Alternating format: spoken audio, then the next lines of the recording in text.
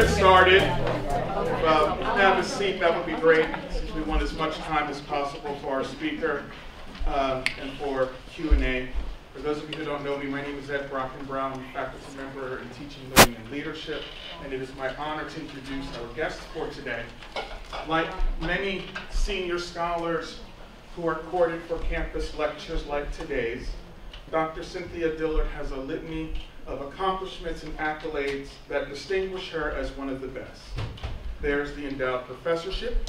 She is the Mary Frances Early Professor in Teacher Education and Department Chair in the Department of Educational Theory and Practice at the University of Georgia. There's the productive and transformative body of scholarship. Her research in critical approaches to teacher education, spirituality and education, and African American feminist studies have not only advanced educational scholarship, but have defined fields of study which, before her contributions, did not clearly exist. There are the numerous published articles and book chapters, as well as books like 2006's On Spiritual Strivings, Transforming an African American Woman's Academic Life with SUNY Press, and 2012's Learning to Remember the Things We've Learned to Forget, Endarkened Feminism, Spirituality, and the Sacred Nature of Research with Peter Lang, which were both selected as Critics' Choice Book Award winners by the American Educational Studies Association. And there are other awards like the 2012 AERA Distinguished Contributions to Gender Equity in Education Research Award, and 2016 AERA Division G Henry T. Trueba Award that further confirm that she is by any and all measures one of the best. But it is what she has done beyond the conventional measures of academic success that make Dr. Dillard a true standout. During a session at the 2018 AERA annual meeting, in which a panel of rock star Black women teacher educators paid tribute to Dr. Dillard's influence on them and on teacher education, my sister scholar, Dr. Goldie Muhammad, said it best, quote, "The work Dr. Dillard writes about, she is about," unquote. For those of us whose scholarly interests in Black life have been challenged or even dismissed, as was my interest as a doctoral student in the pedagogies of Black male teachers, when one of my GSE professors told me that I was doing autobiography, not scholarship, Dr. Dillard proves over and over again that a clear, engaged, critical, and unapologetic love for Black people must be at the heart of transformational research. For those of us whose commitments to non-US context raises suspicions among American-centric advisors, professors, and other academic gatekeepers, Dr. Dillard proves time and time again that American educational scholarship will never realize its full potential without a culturally sophisticated engagement with Africa and its impact on knowledge production. Hopefully you'll hear more about this today if Dr. Dillard shares insights from her experiences as the director of the University of Georgia's Ghana Study Abroad in Education program, and as the founder and director of a preschool and elementary school in Ghana. And for those of us who have often felt orphaned in an academy that routinely abandons its Black and brown participants, Dr. Dillard is, in the words of my sister scholar, Dr. Bettina Love, an other mother, a Black woman who protects and nurtures our Black minds and bodies and souls because, unlike the academy, she sees us. Dr. Dillard is proof that the scope of academic life, the scope of what we imagine as possible and understand as transformative, is shaped by who has access to academic spaces. That's why I nominated her for this speaker series and why I'm so honored and privileged to introduce Dr. Cynthia Dillard.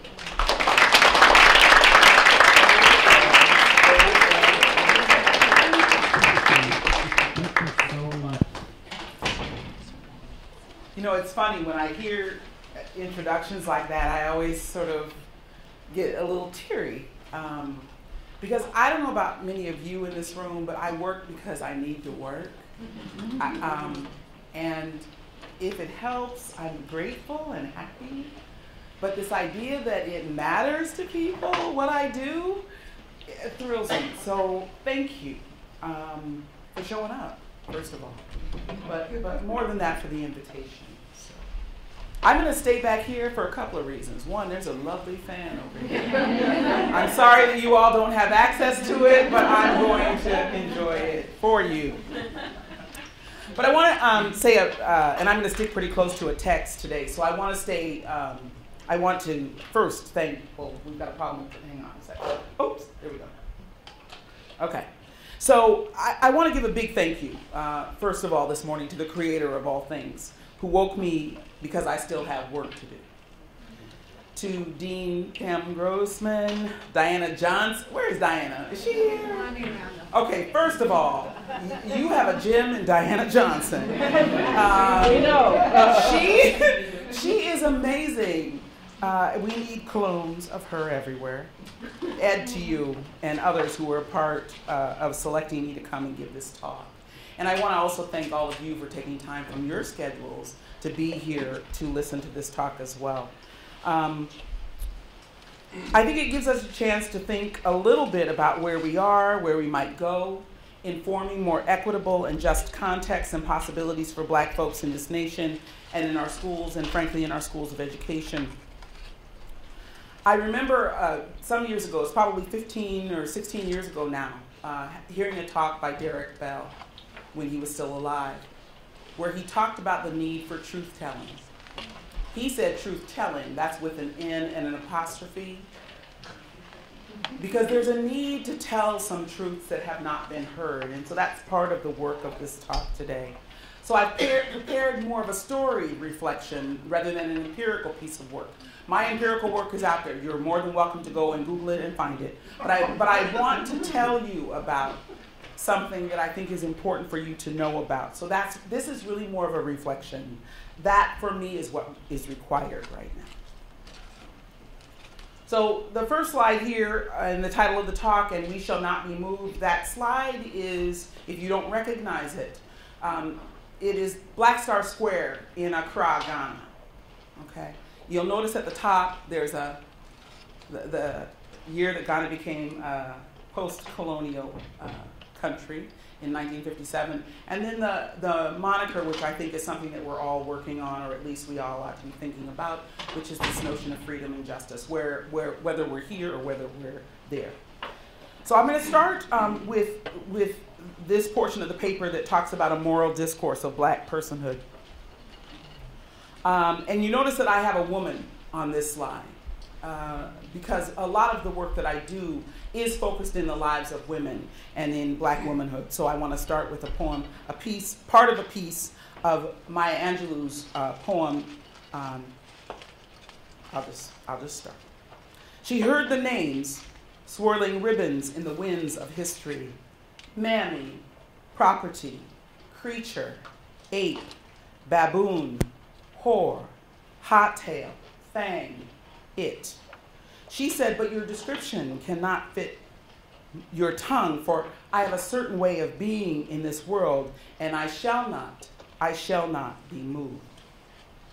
Taking up the late Dr. Maya Angelou's words, I cast a critical eye on what can only be described in my view as what are distressing political times in the United States and thus the world. It is a moment marked and scarred by the election of a person who, in my opinion, is openly racist, sexist, misogynistic, to one of the most powerful offices in the land. This makes it a critical moment, given the monolithic and increasingly distorted characterizations of the Blacks. Characterizations that serve to reify racist discourses and exclude the very persons of color whose lives are lived otherwise. Thus, for Black folks, it is also a moment that must also usher in a sort of steadfastness, and I've been talking about steadfastness a bit these days, about the nature of Blackness and about who we are as Black people around the globe, as a counter-narrative to one embodied in Angelou's words above. As an Endarkened feminist scholar, this is work that Black women must particularly undertake, as one of the most difficult things to reconcile in this past election was the manner in which the spin and explanations for the outcome of the election seemed to deny or ignore the fact that an overwhelming number of white women in the privacy of the voting booth supported the election of this president instead of the well-being of the nation and the interest of supposed allies. That is other white women, other women of color, those struggling economically, those who needed health care and social services, immigrants, the list is long. This sort of betrayal certainly dampened many possible hopes of recognition and recognition, rethinking, right? Recognition or reconciliation across our nation's collective racial fault lines. All the hurt and pain of history's shame played out on that world stage on November 7, 2016. And that betrayal as a Black woman scholar is very difficult to forget. What it reminds me, we must depend on ourselves for our lives. History has also very centrally taught us that lesson. So I want to suggest here that imperative at this moment for Black people is to be steadfast in the beauty and love of who we are as a global people. This is a strong oppositional stance to hatred and betrayal, a revolutionary stance even. At its center is the absolute requirement to affirm and deeply love Black life, Black wisdom, culture, and while at the same time we live, breathe within heightened structures and acts of white supremacy, racism, sexism, xenophobia, homophobia, and the rest. But regardless of the names swirling around us, as Maya Angelou reminds us, our spirits shall not be moved. We must know who we are and whose we are. And steadfastness regarding the health of our spirits has been our legacy as Black people, carried from the shores of Africa to our diasporic lives in America. Now is the time to live that being out loud. So the second part of this paper is, starts with a quote from the Bible. And it articulates sort of a move that I want to make to talk about experiencing elections immediately after the elections in 2016 in Ghana, in the election of their president. So the scripture that it sounds like church, so the scripture I'm reading today. But I lift mine eyes unto the hills from whence cometh my help. My help cometh from Ghana.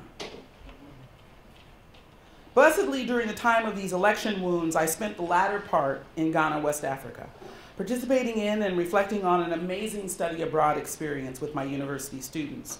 And all of our reflections were against the socio-political landscape that we just left, of course, in the US. Like many of my friends and family, and maybe many of you in this room, the depth of disbelief, anger, and fear had material effects on our being post-election. Before traveling to Ghana, I felt a kind of spiritual numbness manifested by days of dread. Other people described it as, I wanted to stay home, I wanted to pull the covers over my head, I wanted to do those things. At that time, I was also a department head. I'm not anymore. But I was a department head at that time, and as a scholar, I was constantly asked at that moment to publicly comment on the election, often as triage for so many faculty, staff, and students of all hues who were angry, confused, frustrated, and frightened. I myself had precious few words to articulate the painful nexus of my own complex feelings. And even as I run away to Ghana right after the election, my impending return to the US was never far from my mind while I was there. As many of you know, I'm friends with some of you on Facebook, and maybe we'll become friends with some others later. As many of you know, Ghana is a space of great solace for me. It is a place where I was fortunate enough to be able to focus that 2016 moment on what was presenting itself to me. The absolute thrill, I wish I could have gotten his whole head in there. The absolute thrill of the presidential election and upcoming inauguration ceremony of Nana Addo Dankwa Akufo-Addo, the 5th president of the Republic of Ghana. There in Ghana, in the excitement of nearly the entire nation, with my students, his ascendancy reminded me of the excitement and joy I felt as an African-American woman in the election of President Barack Obama, both times, by the way. I watched this Ghanaian presidential election and inauguration with more than a little bit of envy. I was in absolute awe of this smooth and peaceful transition of power. I often reflected back on the sheer ugliness of the same transition in November of 2006 in the US. And what I was witnessing in Ghana in my head unabashedly put something very different at the center, something that was sorely missing in the US elections, and frankly for everyday life in the US for many African Americans more generally. That something, an unabashed celebration of the beauty and splendor of Black life and culture, affirmed, loved deeply, and normal. And like the ceremonial kente worn by thousands of Ghanaians on that day in the most glorious colors and styles, I realized that being in Ghana was offering me a sort of do-over, a way for these African American eyes to see elections, leadership, and the moral discourse of both in a place where Black life really mattered, in a country where Black life is literally everything. The Ghanaian inaugural ceremony begins with the various dignitaries honoring and bearing witness not to previous administrations, but to the immediate past president of the same party affiliation as the incoming president. So the upcoming president spoke of former president, the one that's on the screen, John Agyekum Kufuor. Commentators, elected officials, and others lifted up stories of his goodness, of Kufuor's goodness, his fitness for and dignity in that particular presidency, his moral character. While one would expect his own party to be supportive of the 2 terms he served as president, President Kufuor actually maintained broad support amongst people of the entire country, particularly in his 2nd term as president, just given the kinds of projects that he took up. As a frequent visitor to Ghana, I'd seen and benefited from his actions and admired his marshaling of education and economic development as social justice projects. In my view, he brought much greater equity in representation and economic policy to the nation from north to south, from east to west. But for this occasion, it also felt like a metaphorical table was being set for an important guest of honor, a new presidential leader, and all needed to know in whose home we had come to eat. Now, seeing Black splendor has a way of making you stand just a little taller and just a little straighter as a Black person, regardless of whose house you were in. And there's no question that I was proud that day. Resplendent in stunning kente cloth, the new president-elect Akufo-Addo was himself an embodied lesson in faith and steadfastness, in not being moved. This was his 3rd run for president. And this time, he had finally and overwhelmingly been victorious by a landslide 1.2 million votes, unseating the 1-term incumbent, John Dramani Mahama. The contrast of that outcome and his steadfastness was not lost on me. As Nana Akufo-Addo ascended the stage for his inauguration, that's from my television. That's the best I could do, y'all. Ascended the stage for his inauguration as president, the talking drums marked this brother's step, right? Every step he took, there was a mark. And the cheers of those gathered in Black Star Square that you saw earlier and around the entire country were deafening. One of the newscasters announced the president's arrival and majestic ascension, stating proudly, "This is the sound of we, the people." I could not help but remember my own feelings on the night of the US elections in November 2016. Collectively, as African American women, we were certainly not a respected part of that we, the people, in that moment, and all that ran up to it. And like President Akufo-Addo in Ghana, the candidate I voted for had actually won the popular vote by a landslide 2,235,000 votes. Not we, the people, at all. Now, the wife of the new Ghanaian president, Mrs. Rebecca Akufo-Addo, and the wife of the new vice president, Ms. Samira Baumia, both slaying in custom woven kente, befitting the occasion and their stature as now first and second lady of the nation, made their entrances as well. I noted that their arrival included 2 very important cultural markers that were also sorely missing in the entire presidential election season in the US. As the new first ladies entered the stadium, they were led by Ajua dancers, who announced their interest by skillfully dancing in front of them. Behind, they were followed by an official state police escort. This was another fitting metaphor for the ways that African and Black folks throughout the world organize our lives, how we organize our communities. The primacy of our culture is first. It is always in front, as a way to be with one another. Our politics and policing is always behind us, as a way to order our lives in community. Now, in Ghanaian cultural tradition, when one arrives at a threshold of somebody's home, a business, or a new role, for example, and often after being given water to drink, one states the mission, one's reason for being there. Part of stating your mission is to share what has happened since your last meeting with those gathered, personally and perhaps professionally. In other words, in Ghanaian tradition, it is first important to know how you are, or how you've been, in spirit or heart, before knowing why you are there. In that spirit, President Akufo-Addo stated, he too engaged in this tradition. He stated that, that introduction or the mission in this way. He said exactly a month ago, and I wanted to put a clip in there, but again, I'm low tech. I don't even know how to do that. So I'll just have to sound like Akufo-Addo. You'll have to imagine. So he said it this way. He said exactly a month ago, on the 7th of December, 2016, we, the people of Ghana, in all serenity and dignity, exercised our democratic franchise freely to elect a president and parliament of our republic. We are met here today to give effect to the outcome of that exercise. Giving reverence to all international and national dignitaries, as well as the general public gathered for this occasion, he then enacted a spiritual ritual of libation and calling of the ancestors into the gathering. This is a profound act of remembering. I talk about this a lot in this notions of remembering, the sacrifices that have opened the way for that day's event and that day's work, and the work to come.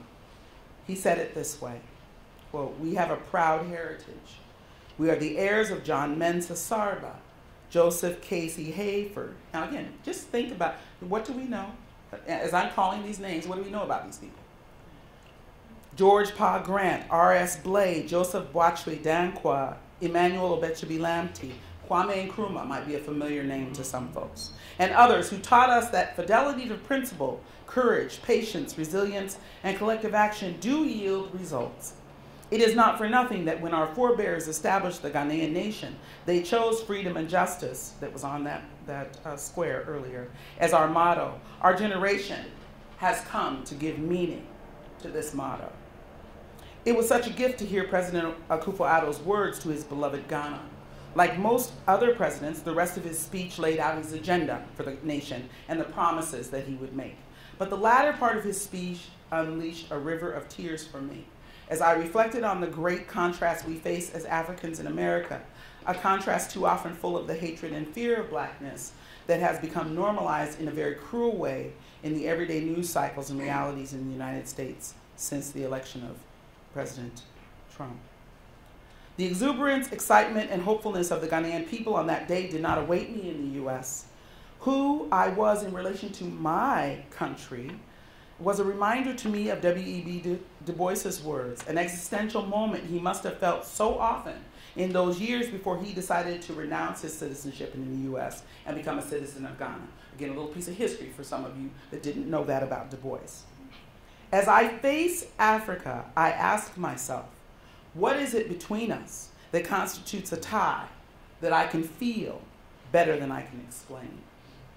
President Akufo-Addo's voice, defining what it meant to be a Ghanaian at this particular moment, brought me back to the joy at hand as he spoke truth to the dream deferred for many African Americans and spoke power to what an affirmation of blackness and nation might be for us, what it could be for us in America too. Since March 6th, it's a long quote, so I thought I'd put it up there. Since March 6, 1957, that's Ghana's Independence Day, we all say as a matter of routine that we are Ghanaians. It is a time to define what being a Ghanaian ought to mean. Being a Ghanaian must stand for something other than the holder of a birth certificate or a certain passport. Being a Ghanaian must put certain responsibilities in each one of us. Calling yourself a Ghanaian must mean you have signed up to a certain definable code and conduct. Being a Ghanaian puts an obligation on each one of us to work at building a fair, prosperous, and happy nation. And calling yourself a Ghanaian must mean we look out for each other.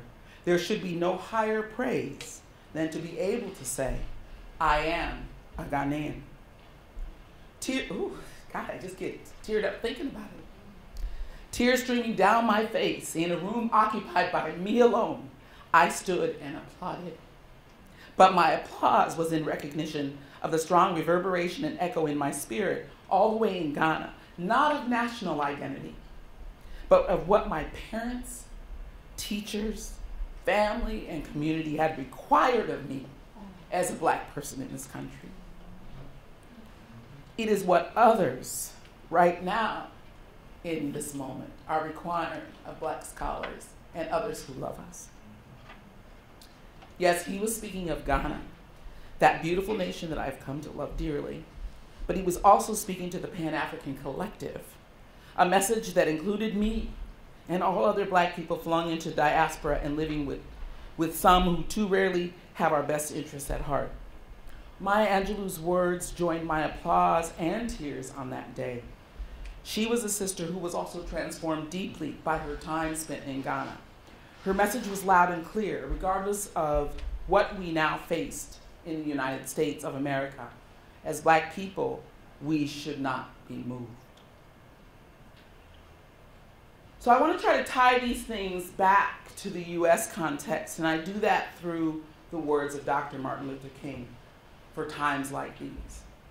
Just a set of reflections on what Dr. King experienced when he was at the independence celebration of Ghana in 1957.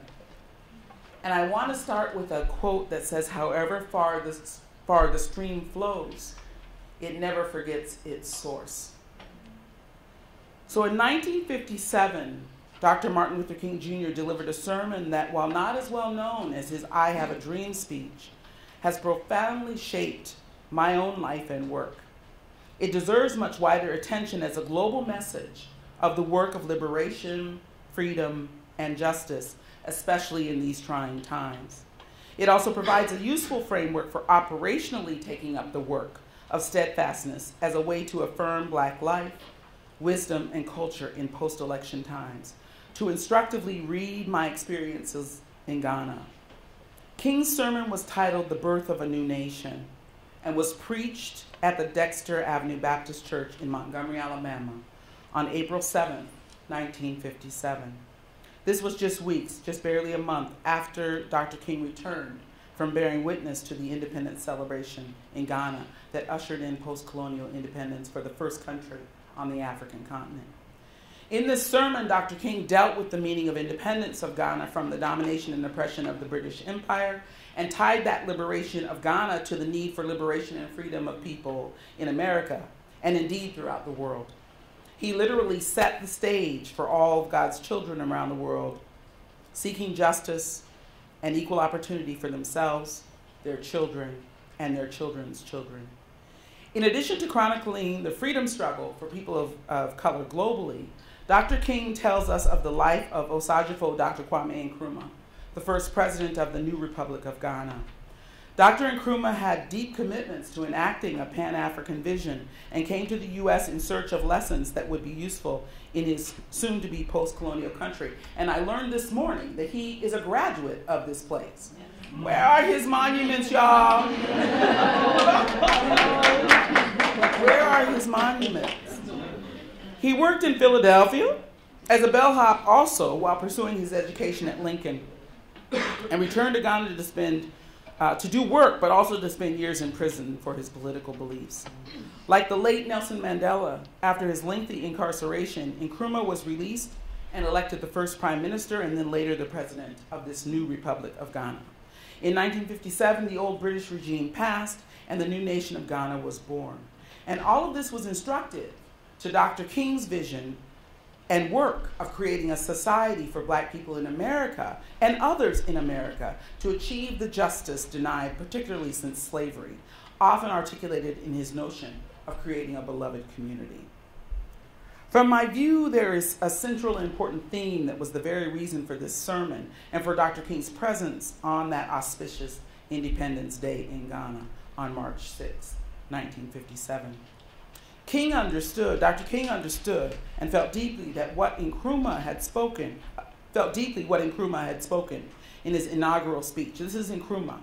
He says, "The independence of Ghana is meaningless unless it is linked up with the total liberation of Africa." Given the full circle migrations and movements for both Nkrumah and King, across countries, across continents, across contexts. The Africa of which Nkrumah spoke was not solely a geographic location. It was a spiritual and cultural location as well. In Nkrumah's words and in the words of Ghana's new president, Nana Akufo-Addo, that I heard on that first day of the 7th day of January in 2017, is the recognition that struggles by Black people for civil and human rights across the globe are struggles of mutuality. What King does in this sermon, and what being and living in Ghana always does for me, and it does for my students, is to reorient our viewpoint and stance to one that embraces the mutuality amongst people. Yes, a major hope of the U.S. remains in many, many European Americans having a come to Jesus moment in perspectives about who they are, how whiteness operates politically, culturally, and structurally. But it also lies in a coming to know who we are as Black people and the mutually constitutive nature of race. That is, that whiteness and racial superiority is the problem that dehumanizes all of us. Dehumanizes all of us. The 2016 election moment in our U.S. history throws salt in that wound and continues to do so. Race still matters more than Black people's humanity. From my view, in order to become more fully human, as Frary has articulated and others, the work for Black folks is to affirm Blackness and our humanity from root to tip, from Africa to America and back again. And the hope is that like-minded, equity-loving people, all people, will join us in that struggle. Dr. King spoke eloquently and prophetically, frankly, in this same sermon to our contemporary global situation with 45 at the helm of the U.S. King says this: I want to say 3 or 4 things that this independence of Ghana reminds us of, and that it says to us, things that we must never forget, as we ourselves are breaking loose from an evil Egypt, trying to move through the wilderness towards the promised land of cultural integration. Ghana has something to say to us. I would encourage you to read this sermon in its entirety, because what Ghana tells us in this moment is timely. Reflecting on his words, Dr. King provides 3 reminders for the global Black condition and the meaning of steadfastness in our love of Blackness right now. And when I say our love of Blackness, I'm not just talking to the Black folks in the room. There has to be a fundamental shift in our understanding and love of Black people. And it isn't just us that need to learn how to love it ourselves. This is a fundamental shift that is one that needs to happen, and not simply outside of schools of education either. First, Dr. King reminds us, reminds. Like you had a mind already, but this is a remind, right? He reminds us, where did I go? Oh yeah, that the oppressor never voluntarily gives freedom to the oppressed. You have to work for it, okay? Obstacles, dehumanization, and cruelty are the master's tools, and they are working incredibly well right now. And white supremacy and its related brutalities are the whirlwind that has created inequalities and distorted truths for Black and brown people in its path around the globe and for millennia. But what we know and what Ghana teaches us, that as Black folks, we know in whose house we have been invited to eat. And when food is not easy to digest, sometimes you just have to leave it on the plate. And I'm suggesting to you that you need to leave it on the plate right now. A second reminder from Dr. King's sermon in Ghana in general is that a nation or a people can break loose from oppression without violence. Now, there's lots of controversy amongst all kinds of people about whether that was a good stance or a bad stance, useful stance or not. I'm not debating that right now. I'm just saying that King suggested it's possible. And while he was speaking about Ghana's independence from the British, we see this same ethic in my head in the moral stance that has been marshaled in Black Lives Matter, for example, and other protests in the wake of increasing state-sanctioned violence in the U.S.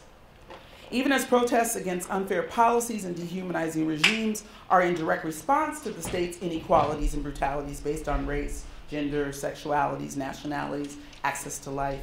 What start usually as peaceful protests or even participation in those protests, honored by the democratic principles of the U.S., have often turned violent in the wake of oppressive and overreaching policies and policing. These are the necessary movements of the day, and being in the streets is one of the many means of protest. The key here is that every person must work on freedom for all of us, regardless of where we are on the globe. Solidarity is not simply association with, it is the radical love of ourselves in community, even amidst challenge. And often that means that you must not only raise a picket sign, you must also reach the same hand out to the other sister or brother and hold on to it as if your life depends on it, because it does. Relatedly and finally, Dr. King reminds us that Ghana's independence, like all struggles for freedom, are not guaranteed. He says this, that freedom never comes on a silver platter. It's never easy. It comes only through the hardness and persistence of life. This is the gesture towards steadfastness, towards standing firm in who we are, how we know who we are, and how we are. And in times of an unstable and tyrannical leader, we are required to look away from him in order to speak and act on our own behalf. He has provided little, in my mind, worthy of respect or emulation. There is no solace, joy, or justice in the words or the deeds.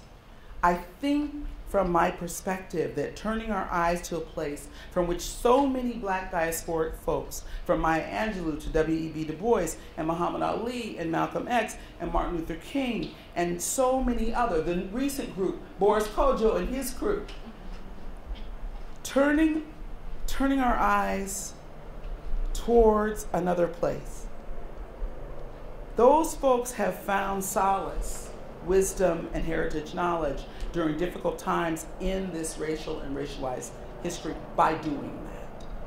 They have found ways of being and leading and knowing that have sustained them in this space. These ancestors and so many more are the pillars needed for people weary of this world as it is. Their examples continue to show us how to critique and to affirm within structures of white supremacy over time. In my mind, they exude an extraordinary sense of courage, spirit, patience, humility, faith, and wisdom that shapes a moral discourse that can serve as a guide for our individual and collective social responses to the tyranny that we are living within. And we will live because we have not forgotten ourselves and our spirits as Black people. As African people, we will affirm what we know to be true about our people from Africa to America and then back to Africa. It's in our souls. And the goal is to protect and preserve a people, a community, our ways of being, no matter what and no matter who is in the White House. We built that house, and we shall not be moved. Thank you.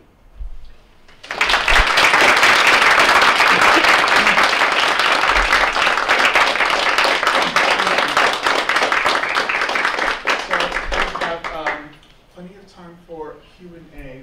Are you comfortable with calling my books, or would you like me to do that? You can do that. I'll just rest here a little bit. So, questions for our fabulous guests. I'll give you some wait time and just take this privilege to pose my own question first. You see how he did that, though? Very beautifully done. I got your buy-in.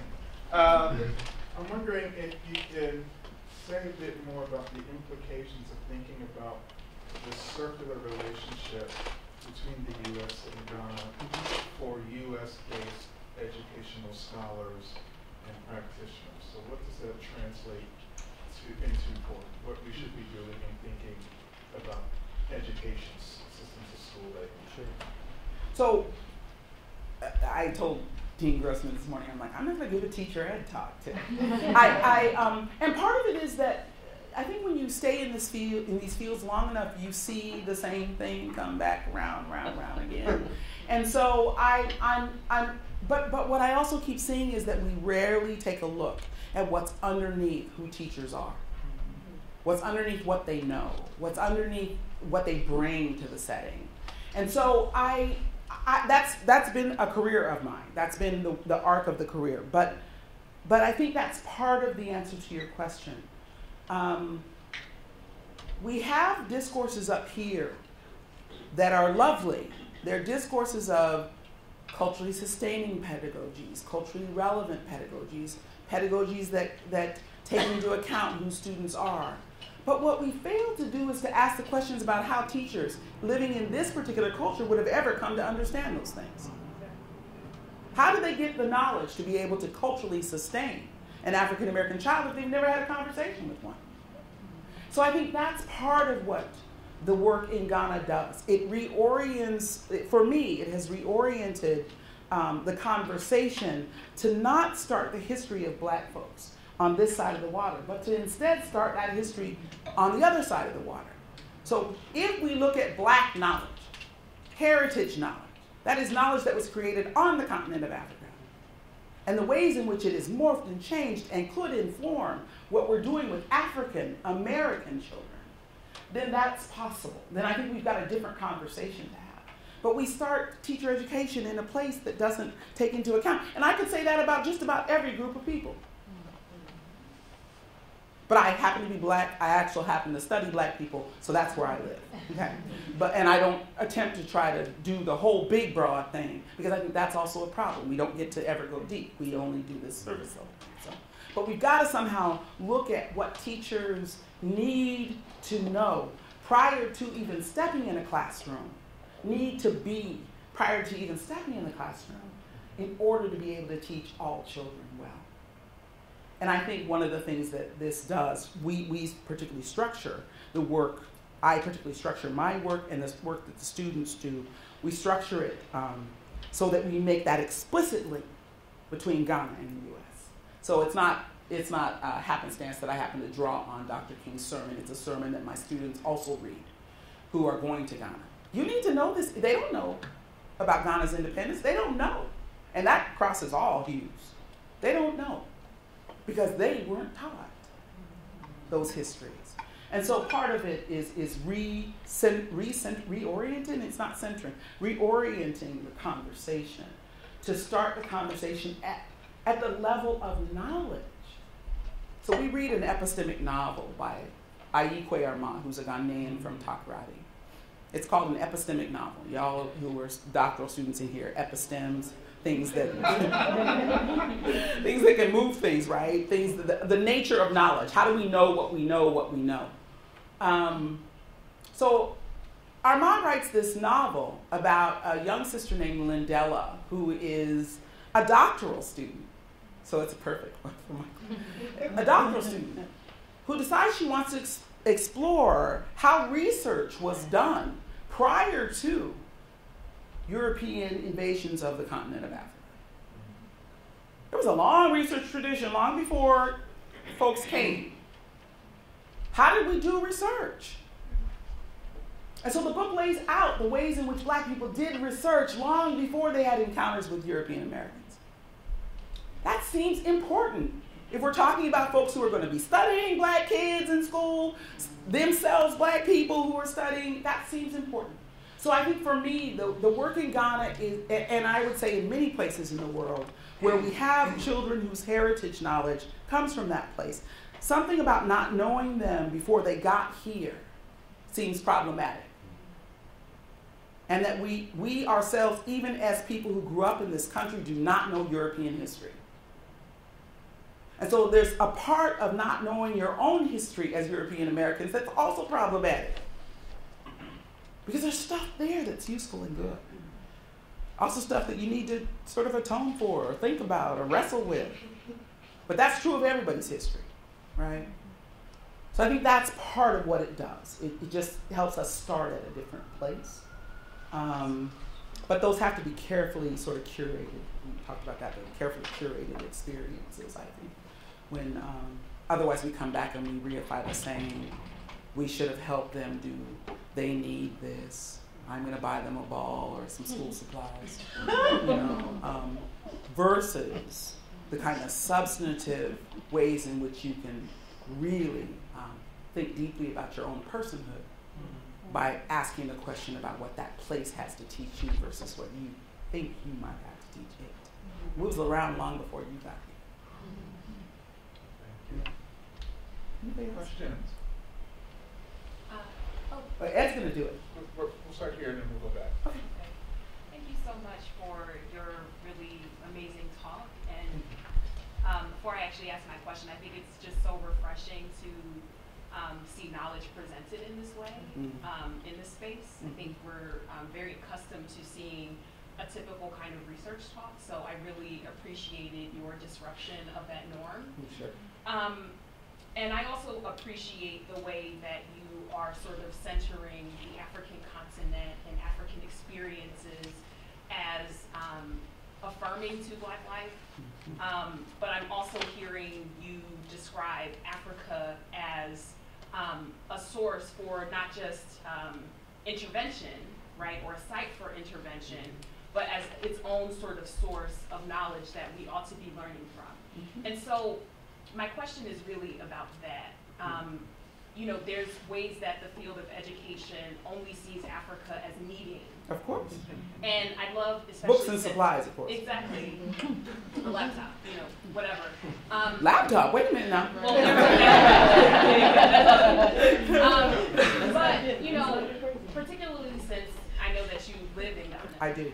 I'd love it if you could share with us some of the things that you think folks who are outside of the continent can learn and should learn from Africa in terms of what we're doing as educators, researchers, people.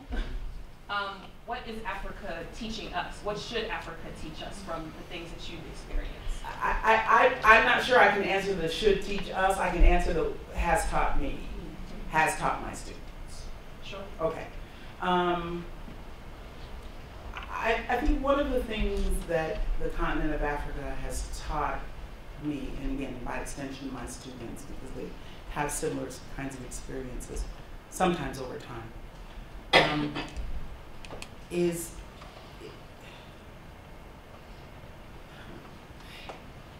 this is going to sound a little strange, maybe, but it teaches me that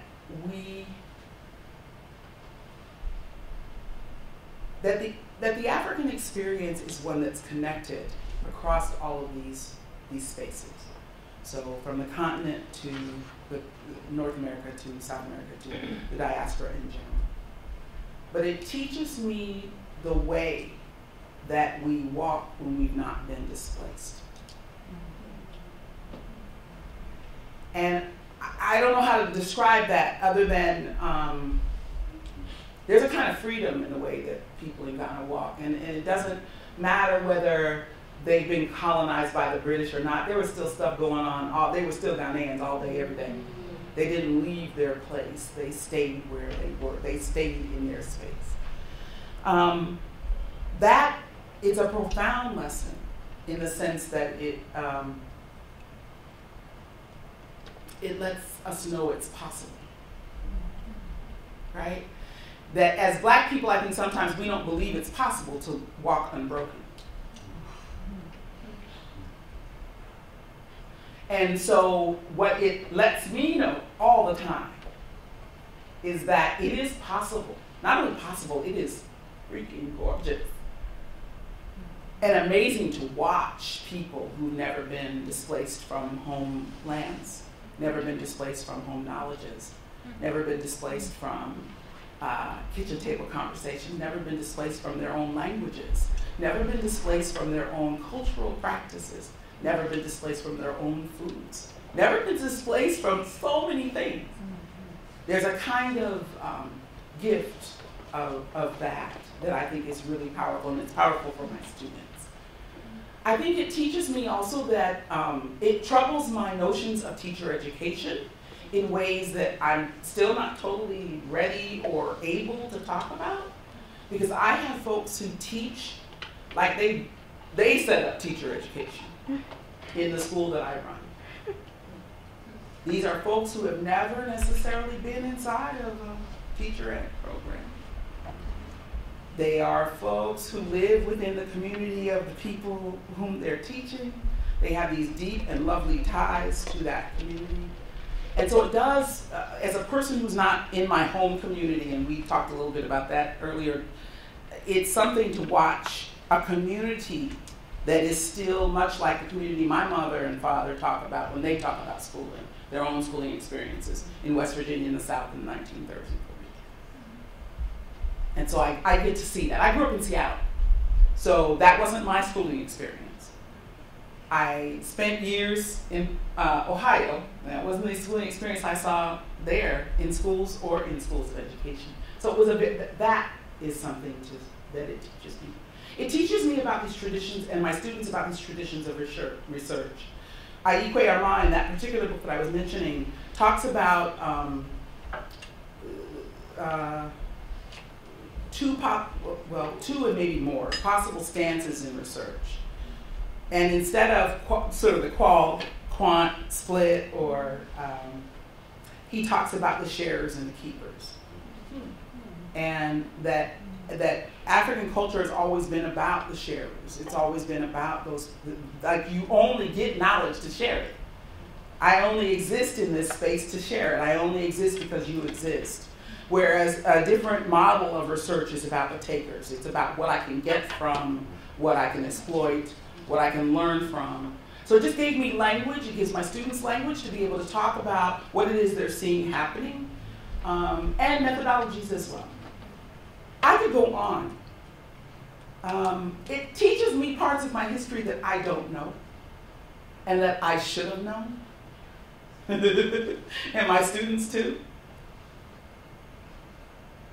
So I think any international travel does that for you, if you engage it in that kind of way. But I think being on the continent as a person of African descent, there's a centering that happens, or a return, a turn again. It's not like I haven't been smart and brilliant and bright and gorgeous all my life. But there is something about the American experience that helped me question that, right? And so it's that return back to something that affirms blackness as it is, right? So that's something else. But there's lots of things. They learn a lot about teaching. Because we don't have smart boards, and we don't have computers, not lots of them. We don't have a lot of the amenities that we believe somehow are necessary in school settings. But what the research tells us all day, every day, is that the relationship between that teacher and those students is what's going to matter. And my students watch it in Ghana, and it is fun to watch them watch it in Ghana, because they're like, did you see what she just did? Switching languages to support students. And you know, they're not language teachers. They're just switching languages because they have them. So I'm just saying there's lots of things that happen when we are there that allow us to be able to sort of at least question the taken for granted nature of who we are as teachers and researchers. But I think we as a field have got to spend some time thinking about, what do we really mean when we're talking about a person who is a teacher? What are the requisite trainings that are necessary for someone? We can talk, I think we talk intelligently about the tasks and the techniques that we want folks, and the approaches we want them to take, but we don't talk about how they're going to get them. And Django Paris and I got in this long conversation about this whole notion of culturally sustaining pedagogies. Love the idea. But how do we do that with a person who has grown up in Seattle, who may not have ever had any interactions with somebody who's different than them, or from a particular group? So I think that's part of that. The brother in the back. I'm sorry, I can go on about this stuff all day, every day. Thank you for the talk and some of the things that you raised. One is like very much logistical. I think you mentioned about like the monument for Kwame Nkrumah, and I was wondering if the dean was here, that would have been wonderful. I don't know if she is. But since faculties and professors are here, there was actually a letter that was sent out to make a case about, to commemorate.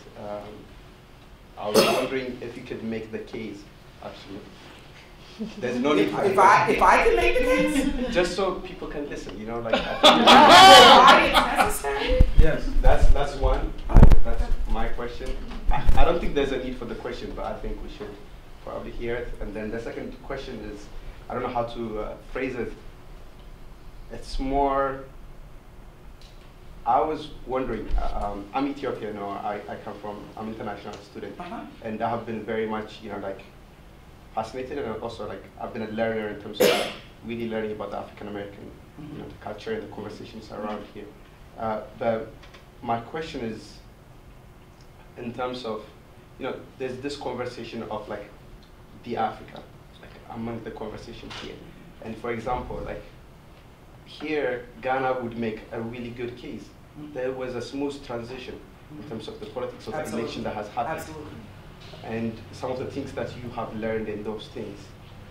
But if you extend it to the larger continental conversation, like the conversation could very much change. Sure. And I was just wondering, like when we are having these conversations, probably like solidarity or some of the things that we learn, how can we also bring the realities, and how can we also, and I think you mentioned a great thing in terms of like what the continent could teach us that we can give them. But there is also a need, like there is a need in the continent. You talk about displacement, where people, to see people who haven't been displaced. There are people who have been displaced on the continent, right? So I guess my question is, I would love to see more Black scholars or more Black professionals and practitioners actually being involved, for example, in the sector, in development sector. Absolutely. So I was just wondering if you could even, from the conversation that you have given, and I'm hoping that, like, we don't go with this ideal, picture of Africa or picture of Ghana, Black Panther.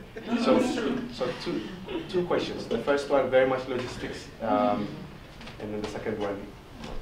Yeah, I think I have a couple. I'm going to start with the second question first.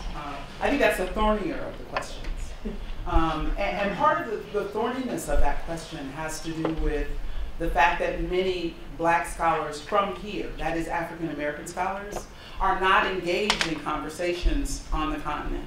So, first of all, we have to come to Jesus about this whole idea of whether we think there's anything there that belongs in our study that is a part of us. And I think that's a separate question. But I also think there need to be more. It's not that the specificity of Ghana is problematic. It's that there are not enough other discourses and conversations going on that makes this one. That's what makes it problematic. It's because it's the only one. So people could leave here and say, Africa is fabulous, it's beautiful, I saw it on the slide. But the problem is that there's not enough scholars talking about other parts that they've come to know deeply. It's sort of like Black TV shows. We say, we had one show. But the problem is that one show didn't represent all of Black life. The Cosbys were not what a lot of people were experiencing in the 1970s and 80s. They weren't. So I'm saying, I'm counting on you to connect this conversation up with the realities in Ethiopia. I'm counting on other scholars in this room, Black, white, grizzly, gray, I don't really care, but to be engaged in a conversation about what's happening on the continent, such that I can never know all of it. I will admit that. A lot of scholars won't. But all that we know is partial. And so, period. Even when we think we know otherwise. And so I would say we've got to somehow be engaged in a larger conversation. I shouldn't be the only scholar who comes and talks about the continent of Africa. There shouldn't just be one class that talks about the continent of Africa. There shouldn't just be certain groups of people talking about other groups of people without having had the requisite experiences. So all of those things are true. That's America. But I'm counting on you to bridge these conversations. I'm counting on other brothers and sisters. Ebony, you're shaking your head. I'm counting on you too. I have a question. So I'm still counting on you. I just want that happen. Right? So I think that's part of the problem, is that we've not had enough conversations. And our K-12 experiences, our undergrad experiences, usually our master's experiences, and now our doctoral experiences do not include the continent of Africa, period, or African knowledge, from anywhere. So how do we then begin these conversations? But if you leave here saying that I'm talking about Africa, that's problematic. If you notice, I am talking about Ghana. And it is important. Ghana is not the continent. Ghana is a country. So I'm going to be like my social studies students. Africa is not a country. And Ghana is not the continent. lots of opportunities to explore. So I don't know if that answered your question, but I need you to be in this conversation with me. Help me make that bridge to other places, but I need a whole bunch of folks in here to be in that conversation. So that's one. About the Nkrumah Monument. I don't know what, I mean, I think monuments are only useful to the extent that they remind us of what's happened in the past and its relevance to the place where we are. So in that spirit, it seems to me that of leaders in the world, Kwame Nkrumah was probably one of the more important ones. So it does seem to me that marking his presence here seems important. But it only seems important if people are going to take it up. People are going to read about it. People are going to study about it. It gets drawn back into your classes. If it's just a plaque on the wall, it's not going to really matter. But it does seem important to mark that. I mean, I was shocked this morning when the dean told me. Because I'm like, wait a minute, no, he went to Lincoln. They're like, yeah, Lincoln and Penn. It was a piece of knowledge I did not know. So I'm saying, listen, if we're going to raise it up, if we're going to mention it, then let's do it justice. Yeah, let's do it justice. So, brother, go ahead. I know. Oh, Ebony, you had a question? No, I always defer to the students. You go ahead, Chris. That's my advisor. Chris, I do want to, just in response and sort of lift up. So I'm here in Philly, and we have the Philadelphia Black History Collaborative here. So this weekend, February 9th, as part of this sort of trajectory of the Black Lives Matter Week of Action, you can catch a lot of our stuff in the lounge, student lounge. We're here till Friday, so we can talk about that later. But the Philadelphia Black History Collaborative is having a sort of forum for educators all across the city to think about this sort of our curriculum in Black history. Yeah. We're one of the few cities who had a very long struggle to implement a African American history graduation requirement. So that conversation is apparent, and that's another space that we can kind of connect on and kind of get those things moving and be in that bridge.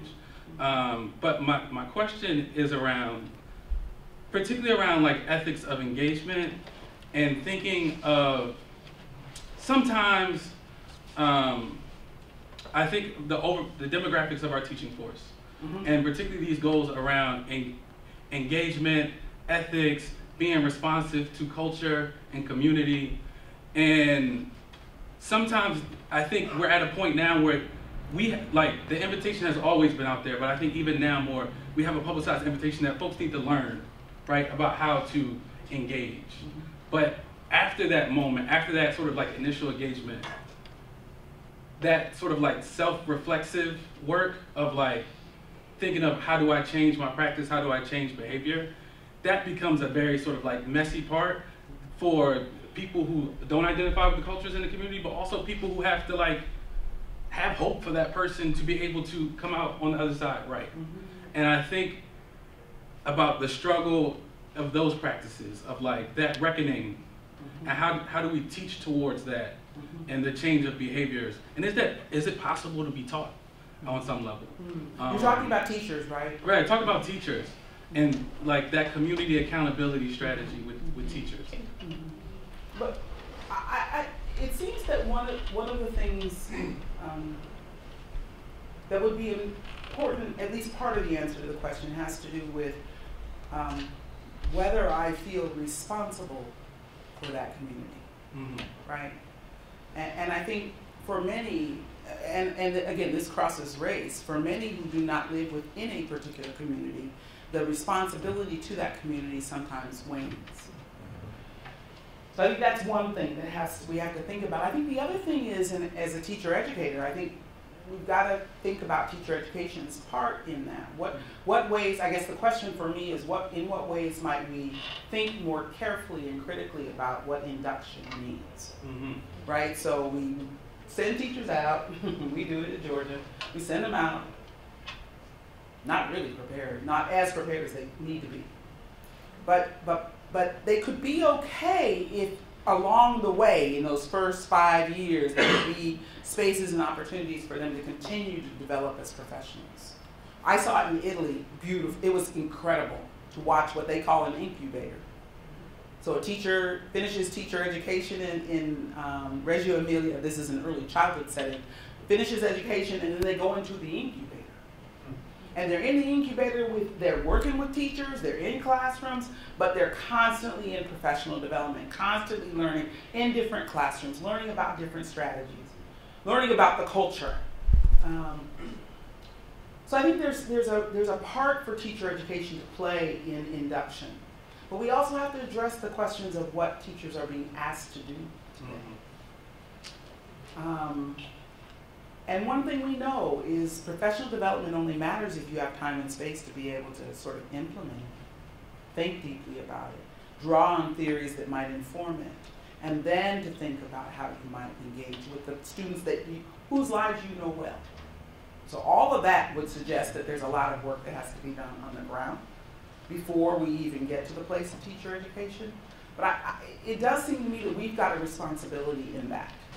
And I don't know of tons of teacher ed programs who really carefully craft that induction step in a way that would address some of the questions and the issues that you're talking about, particularly around race and racism. You know, around histories and cultures and heritage knowledges and heritage languages. I don't think we've got, I can't think of, maybe other folks can think of some, but I can't think of many. And so that feels like work that we ought to be taking up. Yeah. Because I don't know how to ask, when I watch teachers in Georgia, in Athens, and these are good teachers, they're really capable, strong, do what they can to be culturally relevant. The time crunch, what they're being asked to do in a very short amount of time, in a day, with more and more children in a classroom, is becoming almost untenable. So since we're almost out of time, oh, I was hoping you did. Since we're almost out of time, this should be the last question. Okay. There's a question. Okay. Hi, my name is Tina Fletcher. I'm a first-year doctoral student in the Ed Policy program. My twin sister and I visit a different African nation every year, and we've had amazing experiences. We grew up in a really small town in Arkansas, so that feeling you described of feeling free and feeling at home, we feel that every time we visit. We're struggling right now with balancing the work we want to do there with all of the work we feel needs to be done here. We're trying to save Arkansas, and I just wanted to ask you how you balanced your research there, or how you found a happy medium. And I went to the University of Arkansas, so I'm kind of familiar with the University of Georgia. Sure. My first trip to Africa was actually with the University of Georgia. I went to Tanzania. Oh, okay. And so I've wondered for years how to balance like my passion for the K-12 system here with wanting to do more in countries there. And I think for me, part of what it's a response that works for me. I think one of the commitments that I made is I began to think more deeply about who I was, who students like me were, is that I needed to make sure that I was constantly having a foot in both places. Like, my work in Ghana makes sense in relation to my work in the US. So I get the question often, well, why aren't you helping children in an urban setting here in the US? I'm like, and who's to say I'm not? I mean, that's the sort of idea is that I have to choose. I don't have to choose. You brought me here.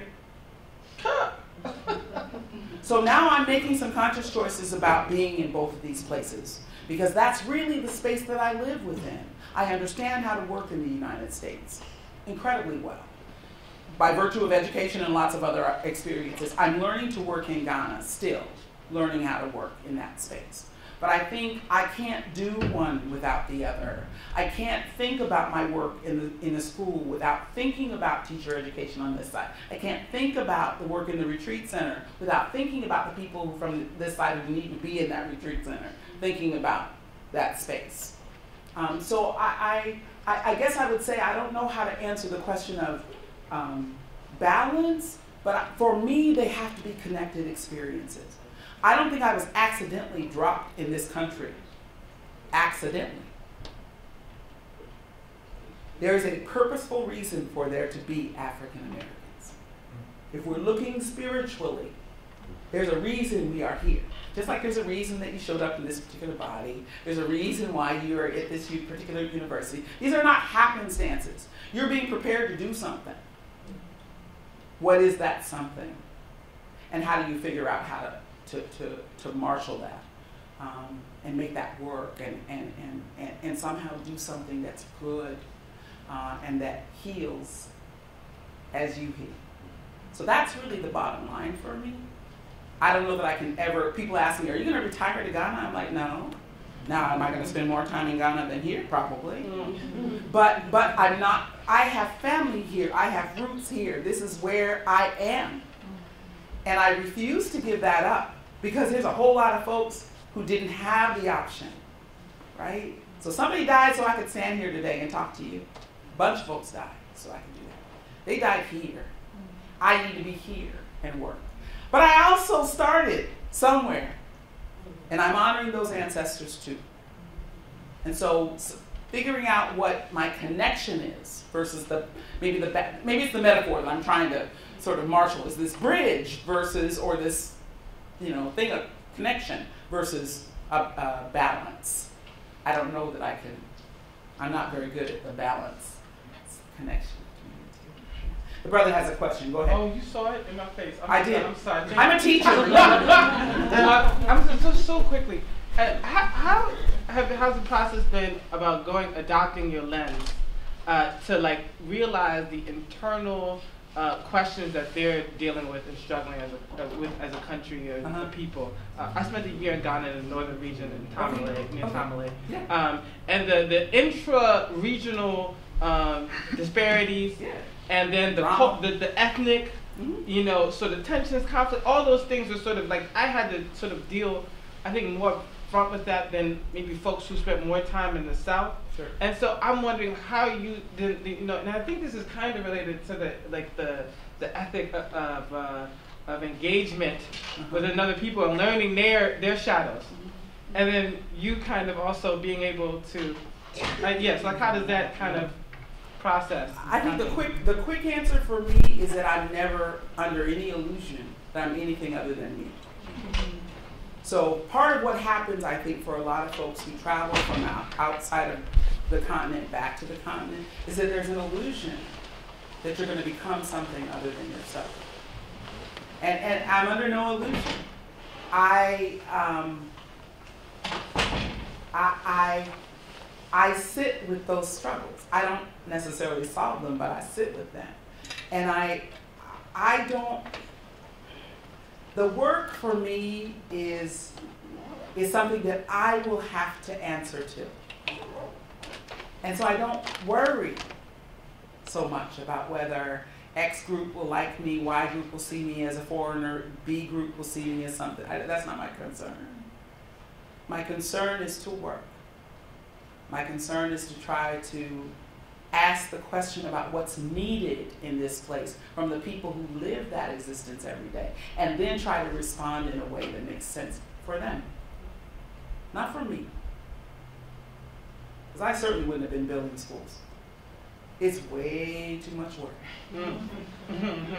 I would have built my house and sat on the terrace and had cocktails at 5 o'clock. I would not have been doing school building projects. Because schools are schools as well. But in this case, we had to start from the ground because there was no facility, right? So I guess I don't know if that answers your question, but I don't. This year is Ghana's year of return. They're doing the whole big year of return thing. You invited me to come back. Now, I came before you invited me, but that's okay. I'm here now. I'm here now. I respect the place. I feel connected to the place. But I'm under no illusions that I will ever be Ghanaian. That's not the goal. The goal is to connect back to a place that helps me fill in the gaps of this history that I've learned here. Sort of why I moved to the South. Because I needed to live in a place that helped me fill in the blanks of all these migration stories to the Pac Northwest where I was born, to Ohio where I was for years. Black folks did not drop into Ohio. And certainly didn't drop into Seattle. How did we get there? And the South is what connects us. But then again, West Africa connects us even more. So I think it's, for me, that's the work. It's not so much about whether people like, don't like, but I honor the ground. So if I can't tell you what you need, you can tell me what I might be able to help with. But I say the same thing about my students. My goal is not to give you the answers. My goal is to open a space so that you might be able to answer that thing for yourself. Tell me what you need. All right, same thing. So we've gone a bit over, so we should probably close. I'm done. We can't